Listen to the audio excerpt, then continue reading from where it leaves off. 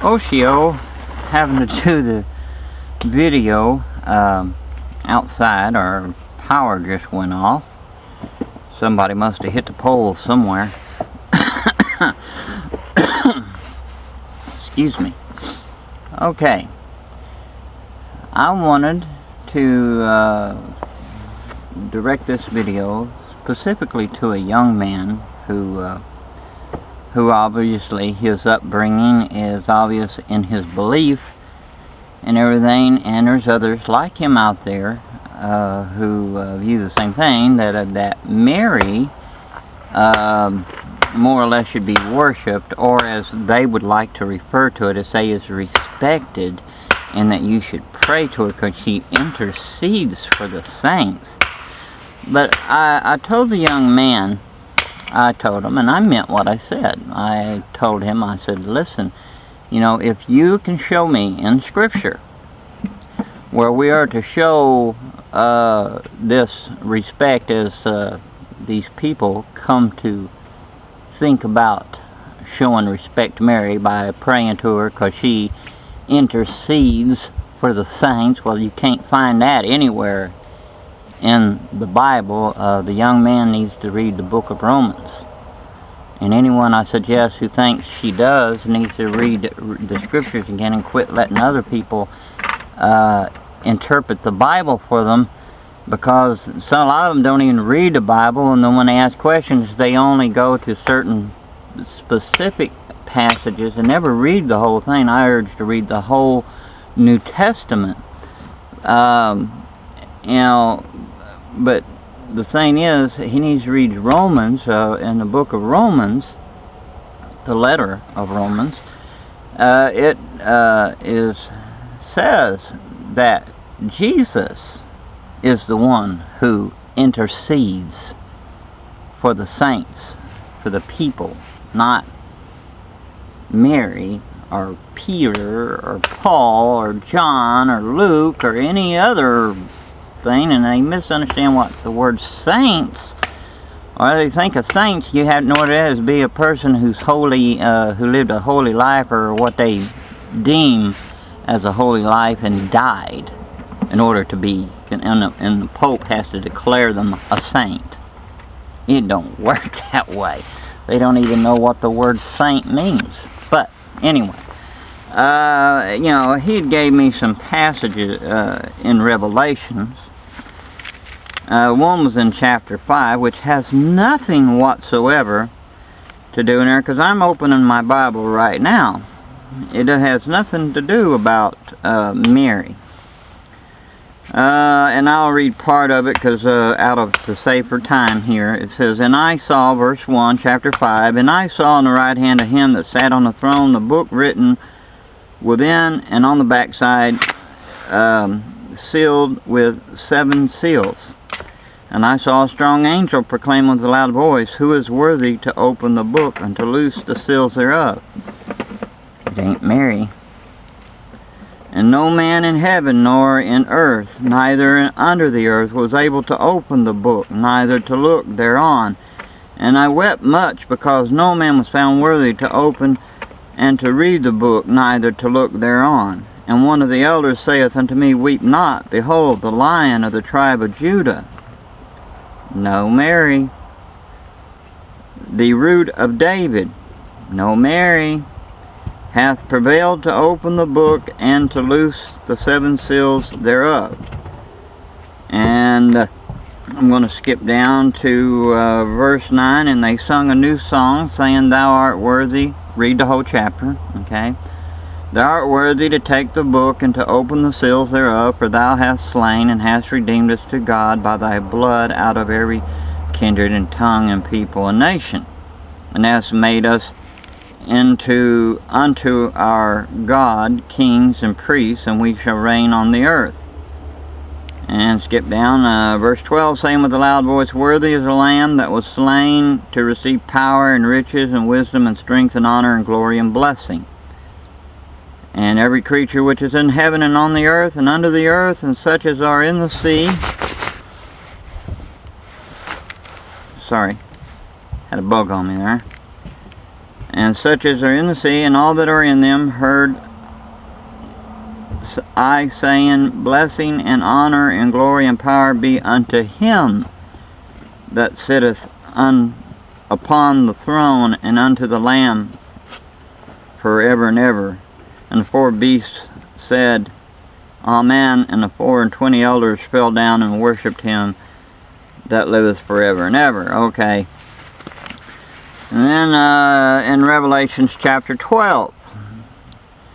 Alright, he wanted to give me verses 3 and 5, and if he wanted to try chapter 8, it had nothing to do whatsoever, anything whatsoever, even about Mary.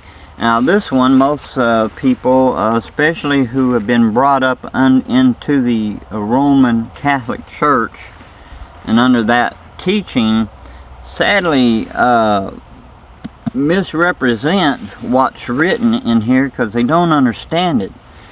And especially those who don't really study the Bible. They can read little bits and stuff, and yet they don't really understand it.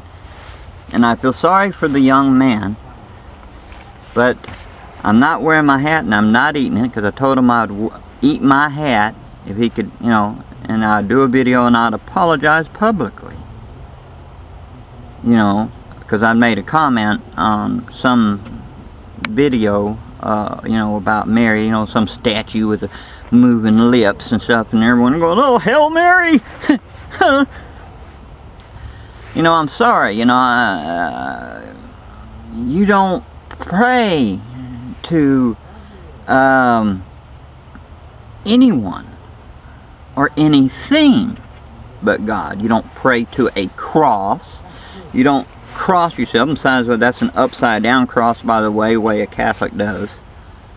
All that, but they, you know, I mean, but praying to Mary, she don't intercede for the saints. But to get on, I could go on and on all this, but I want to try to get on the subject on hand. There's nothing in here saying that Mary intercedes and anything about showing respect to Mary. Look, I respect that, you know, and have, you know, the utmost admiration that Mary was chosen by God. And now Mary could have had refused. She had the choice, but she didn't. She gave herself over to the Lord, says, you know, here I am. I'm in your hands. You do with me as you will, you know. I am glad that she let God use her. But I do not worship her, nor do I pray to her, because the Bible only says it's unto him. No one else, no one dead or alive, you're not to pray to them. No, not an object or anything, you know. If you're praying to an object, see, a lot of them try to justify, I'm not praying to that, I'm praying to them. Well, what are you doing bowing down to it? You know, truth is truth, and I am one who will stand up for the truth, and all I want to do is encourage people who are sadly misunderstanding. I'm not trying to cut them down. I want them to know, though, I will not bend or bow or apologize for truth. If I'm wrong about something, as much as it would hurt me, I would apologize and accept the truth. If I'm wrong about something.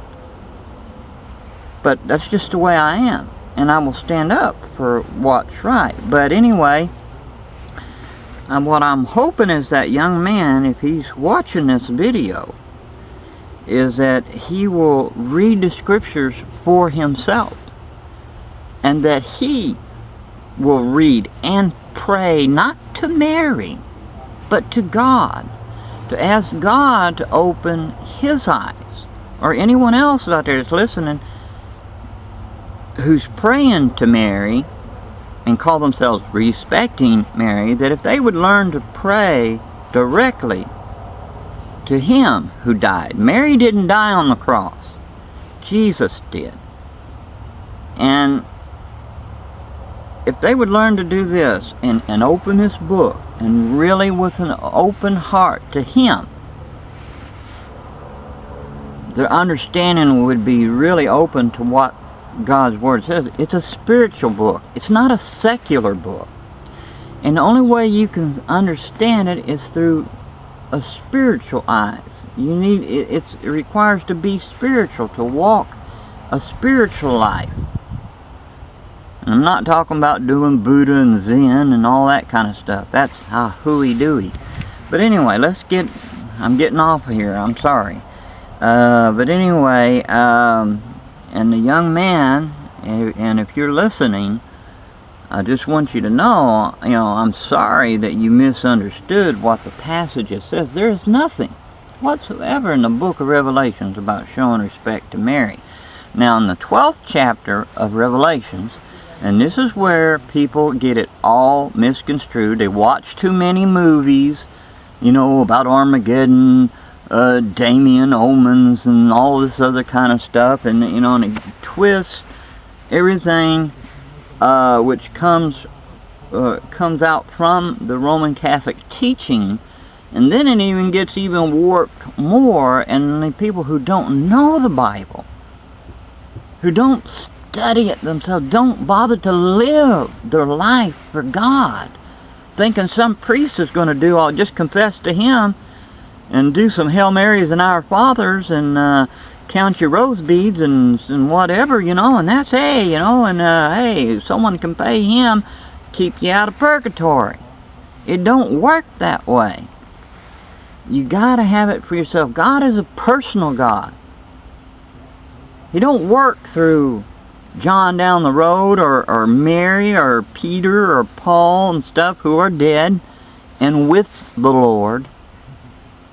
We don't pray to any of them. And there's a lot of them pray to angels. The Bible says to be wary of that. That's right. But anyway, there I go again, acting like an old coot, ain't I? Yeah. Alright, chapter 12 of Revelations, verse 1. And there appeared in a great wonder in heaven a woman clothed with the sun, and the moon under her feet, and upon her head a crown of 12 stars. Alright, here it is not talking about Mary. Alright. And it says, let's read this again. And there appeared in a great wonder in heaven a woman clothed with the sun, and the moon under her feet, and upon her head a crown of 12 stars. This is talking about Israel. Okay. And she, being with child, cried, travailing in birth, and pained to be delivered. And, okay. And there appeared another wonder in heaven. Behold, a great red dragon, having 7 heads and 10 horns, and 7 crowns upon his heads. And his tail drew the third part of the stars of heaven, and did cast them to the earth. And the dragon stood before the woman, which was ready to be delivered, for to devour her child as soon as it was born.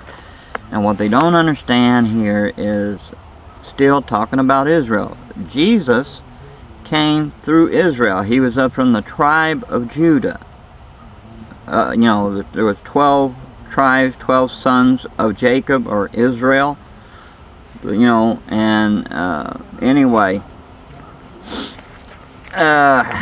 And I could go on, and maybe I'm not wording it exactly right, but I'm trying the best I can here, trying to get them to understand that it's not talking about Mary. Show her respect, pray to her, because she intercedes for the saints. There's nothing in here that shows that. Okay, verse 5. And she brought forth a man-child, who was to rule all nations with a rod of iron, and her child was caught up unto God, unto his throne. And of course, Jesus. Then he's not going to be born again like some of them out there think he is. Because there's going to be another Jesus, another Mary, or chosen woman who's going to, come on. Alright, and the woman fled into the wilderness.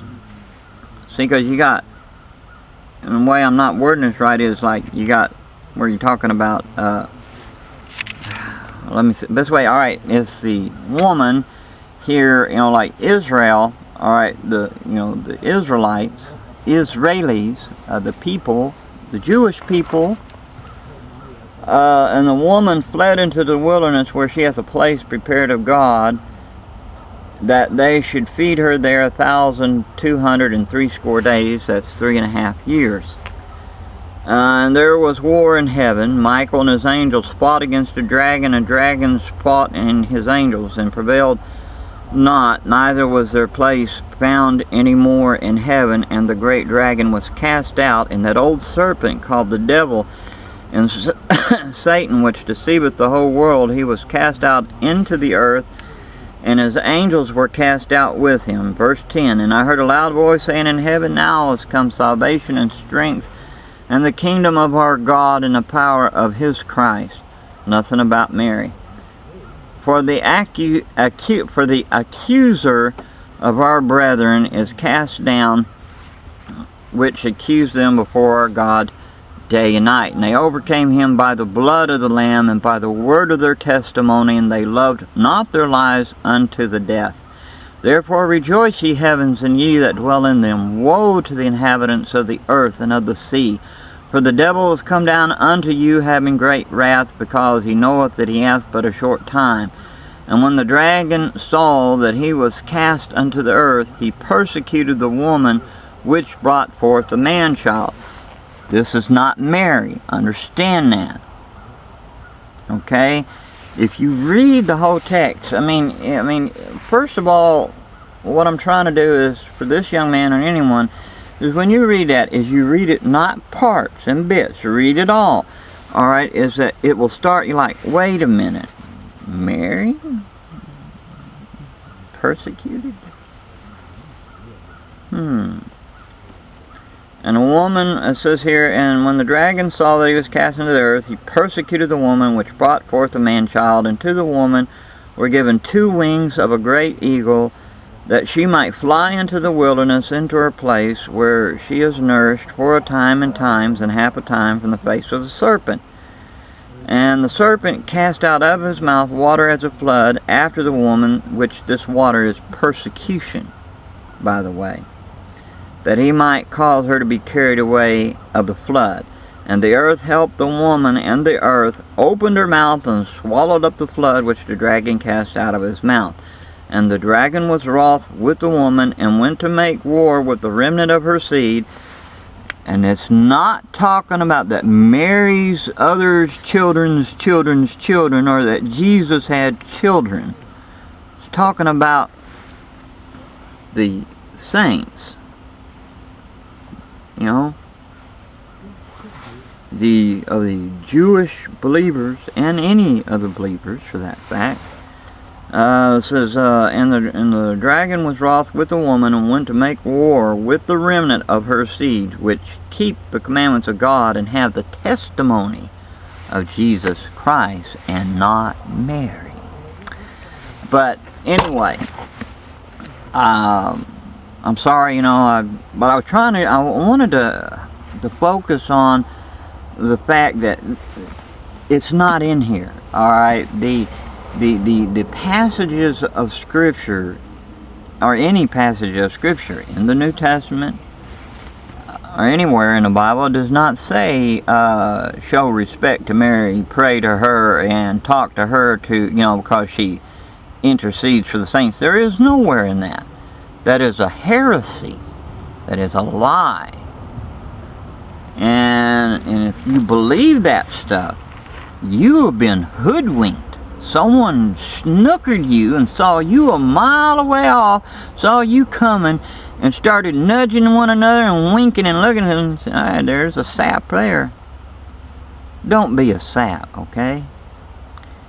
I encourage you not to always take my word for it, or anybody's. I don't care if it's Father Maloney down the road, or Sister Mary Ann Joe down the road, or Billy Bob Thornton, or Big Billy Bob, or whoever it is. Don't take their word for it alone. That's why you're encouraged when you go to church to bring a Bible.